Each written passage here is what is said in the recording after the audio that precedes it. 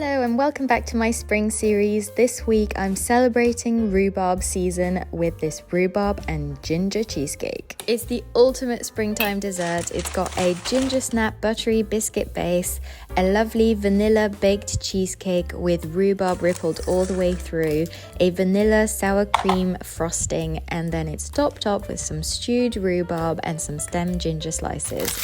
Such a good combination. So I'm going to start off by making my biscuit base. I'm going to melt some butter just in a bowl in the microwave, and then I'm going to empty out a whole pack of ginger snap biscuits into a bowl and crush them with a rolling pin or a pestle mortar or a food processor until I get a crumb-like texture. Then I'm going to combine the butter and biscuits together, and with my prepared baking tin where I've trapped a sheet of paper between the bottom and the side so none of the cheesecake can leak out, I'm going to butter that with the dregs of butter left in my bowl, and then I'm going to compress the biscuits in with the back of a spoon or a spatula.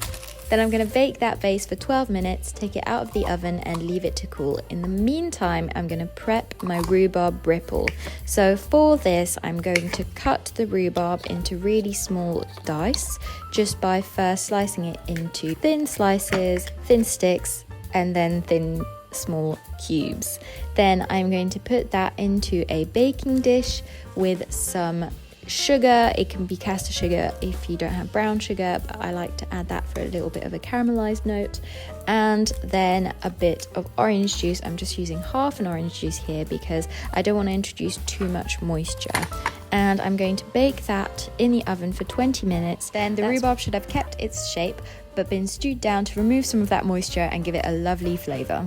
So while the oven is still at 180 degrees, I'm going to prep my stewed rhubarb topping. So for this, the idea is to use it as a decoration and to drizzle on top before serving as well. So I want this to be slightly prettier, so I'm cutting my rhubarb on an angle at a bias and about 1/2 inch sized pieces. Then I'm going to bake those with about 1.5 oranges worth of juice and some water, and I'm also adding more sugar than last time because that way it will create a nice drizzling syrup.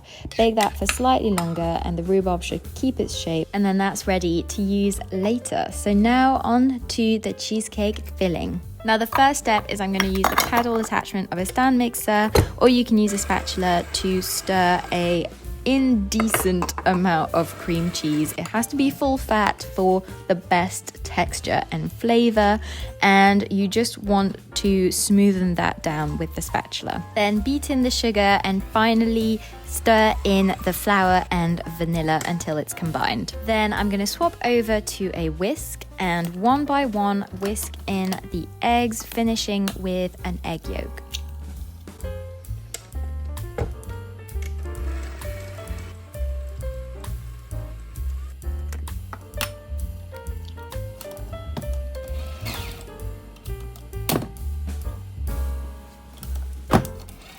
Finally, I'm whisking in some double cream and just adding a tiny squeeze of lemon, and the mixture should be nice and smooth and feel airy. At that point, you can pour it in on top of your cooled down biscuit base and just smooth out the top.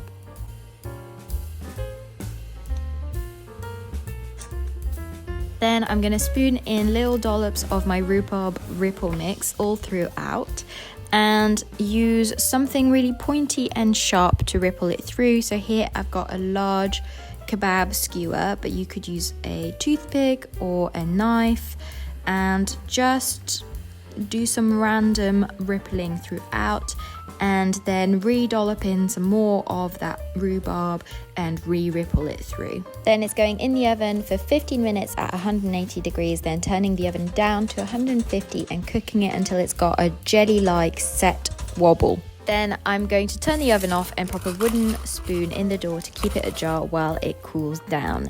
In the meantime, I can make my sour cream frosting. I love this part. I don't think a cheesecake is as good without it. It really kind of balances out the creaminess with that tanginess. So it's really easy to make. We're just whisking together icing sugar and lemon juice, and then I'm going to add in some vanilla bean paste just to carry through that rhubarb vanilla combo. Then I can just drizzle that on top, smooth it out and leave it in the fridge for at least 2 hours or overnight.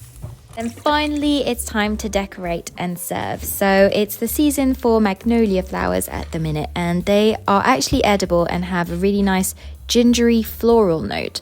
So I thought they would go really well because they're very pretty, and also they kind of carry through that ginger note from the ginger snap biscuits and the stem ginger, so they can make a nice decoration. So just forage some of those, ask the landowner's permission, and then just give them a wash, and then you can just lay them on top as a decoration with a few slices of stem ginger and then some pieces of the stewed rhubarb that we've prepared earlier.